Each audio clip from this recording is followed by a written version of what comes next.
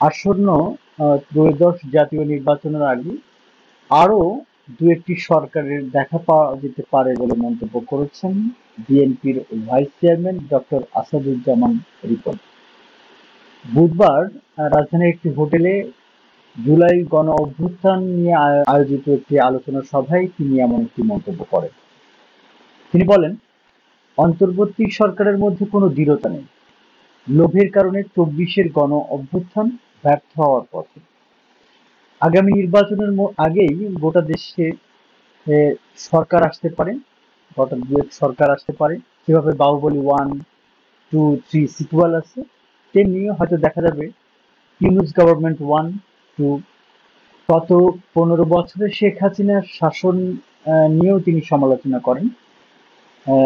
Doctor Asaduzzaman Ripon বলেন, এমন একটি পরিবেশ তৈরি করা হয়েছিল যেখানে শেখ হাসিনা থাকলে ক্ষমতার পরিবর্তন সম্ভব নয়। এই ধারণা রাষ্ট্রের প্রতিটি স্তরে ছড়িয়ে দেওয়া হয়েছিল। বড় বড় ব্যবসায়ী থেকে শুরু করে প্রশাসন, সেনাবাহিনী, পুলিশ সবার মধ্যে ভয় ঢুকিয়ে দেওয়া হয়েছিল।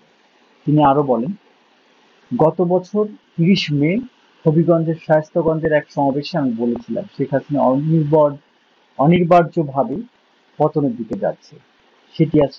সেটি সত্যি হয়েছে।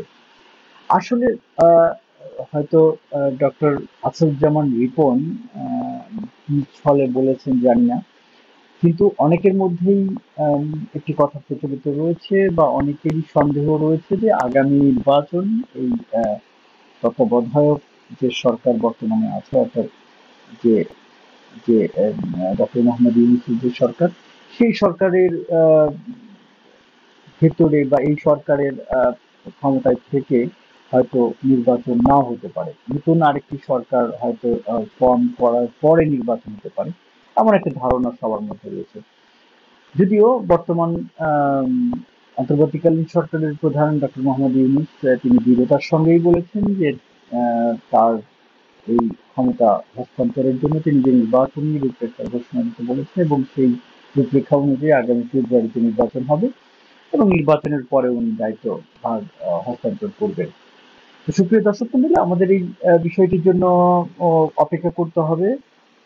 দেখা যাক আসলে এই সরকার নির্বাচন দিয়ে যেতে পারেন কিনা, নাকি নতুন কোনো সরকারের আন্ডারে নির্বাচন হবে। সে পর্যন্ত আমাদের আসলে অপেক্ষা করতে হবে, কারণ সময় বলে দেবে কি হবে।